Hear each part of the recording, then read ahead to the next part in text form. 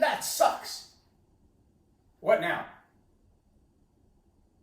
Yeah, we've all had an attitude at some point, haven't we? And it's not always a good thing. In fact, most of the time we think if someone's got an attitude, that's a bad thing. We don't want to get an attitude from a teenager or an employee or some guy in the parking lot who can't even put his shopping cart away. Welcome to Leading Leaders Podcast. 5-minute videos, 5 days a week. I'm Loren Norris with Leading Leaders Podcast, and it is pretty fascinating how we have this mental notion of what an attitude is, how it's always a bad thing. Well, let me just tell you, during this time of crisis and quarantines and social distancing and isolation, it's really easy to cop an attitude. Man, that sucks. I can't just go hang out with my friends. I can't go to Sonic and have a big cherry limeade and sit on the picnic table and watch the strange cars and the little kids play. I love to do that, but I can't do that. Well, that sucks. What now?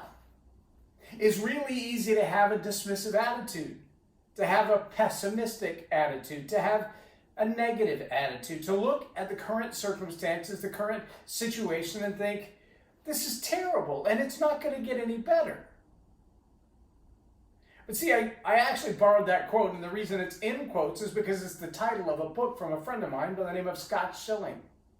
The book, That Sucks, What Now? Is a book about all the different things that have happened in his life. Just one life. One life out of, 2 billion people on Earth now? One life out of 2 billion people that has seen extreme highs and extreme lows. He wrote the book, and in the season of writing the book, went through a stroke. You can go back to the Leading Leaders Podcast Servant Leader Series early January of 2020, and you'll find Scott's interview where he tells all about the stroke that he had, where his brain actually shut down completely. And when he tells people that that's why he was off the scene and not speaking and not traveling for several weeks, people are like, wait a minute, you had what kind of stroke? Because most people pass on from it. Most people die when they have that kind of stroke. The fact that he's still alive is by itself a miracle, but the fact that he's back to about 97% of his original functioning capacity mentally and physically is astounding. But here's the bigger surprise.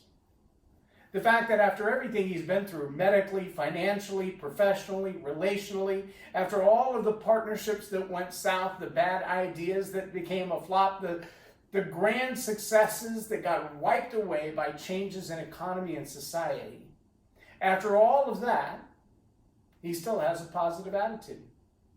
Now, how do you reckon that happens? Oh, look, I have extra time because I forgot to hit the start timer. So I can still talk for another 5 minutes. Isn't that awesome? How do you come through times of failures and still have a positive attitude?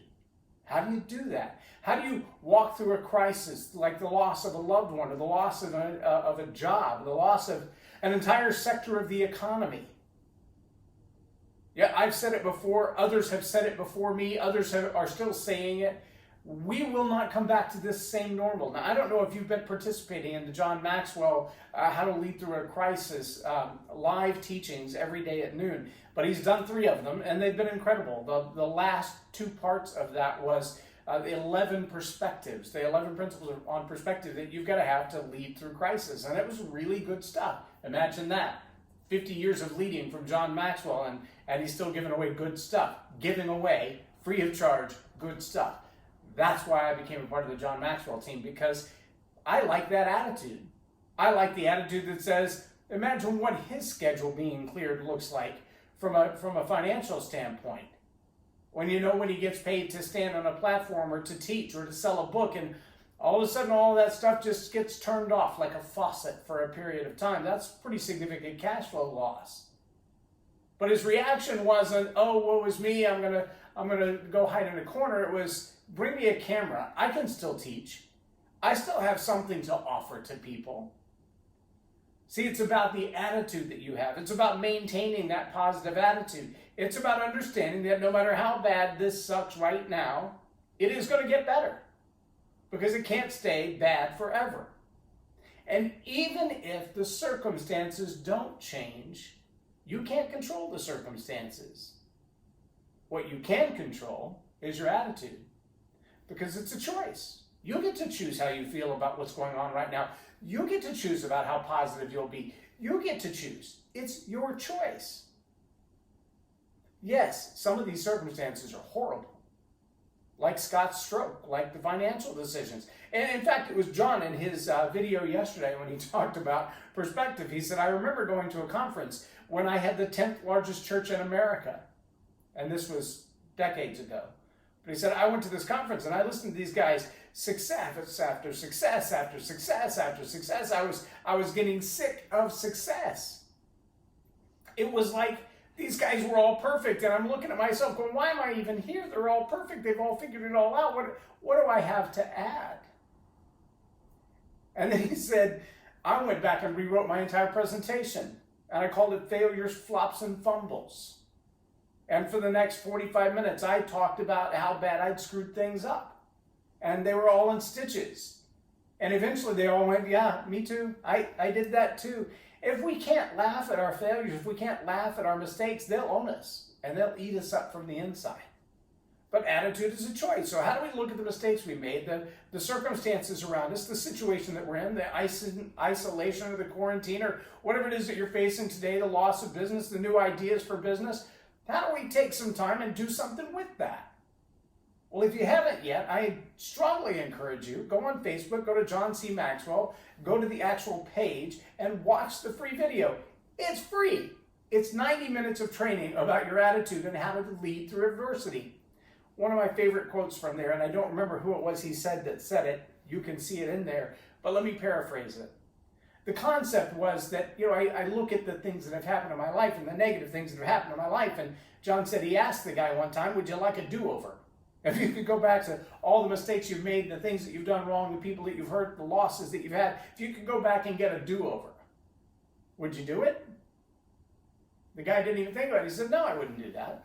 I don't want a do-over on my mistakes. I let that sink in for a minute as I listened to the answer. And I have to say, in my own life, I agree. Sure, there are some things that have gone wrong, things that I've done wrong, mistakes that I've made, people that I've hurt, choices that I made that were really stupid. But as I look back on the things that I've learned in my life, most of my learning came from the stupid mistakes that I've made. They have come from the circumstances that I didn't want to be in, from the situations that I wish I could have avoided altogether. But in those moments, I learned the greatest lessons. I became the who that I am through those journeys. I wouldn't trade my past or my pain or my problems for an opportunity to do over. And the reason I wouldn't is I didn't get that. Could you try again? Yes, Siri, I will try again. I'm sorry. You gotta love technology. I wouldn't trade the pains of the past. I wouldn't trade the problems that I've had. I wouldn't trade the mistakes that I've made for a chance to do over and wipe the slate clean if it meant that I didn't get to keep the value of the lessons that I learned in that season. And I hope the same is true for you, that even as you look back on the pains of the past, the mistakes you made, even the circumstances that you're in right now, the problems you're facing today, that you will look forward and say, I want to learn something from right now. I want to have a great attitude right now. And since I get to choose, I will choose to have a great attitude right now. I will believe that there's something better coming. And I will believe that what I'm learning right now will benefit me toward the success of the rest of my life. Of all the people in the world that you can lead, the toughest one to lead is you. Trust me. I've been trying to lead me for a long time. It takes a lot of effort. But if you'll start with your attitude, if you'll lead with your attitude, then you can change anything. I'm Loren Norris with Leading Leaders Podcast for Tell It Like It Is TV. Have a blessed day. Subscribe now for our extensive video library of leadership lessons promoting faith, family, and freedom.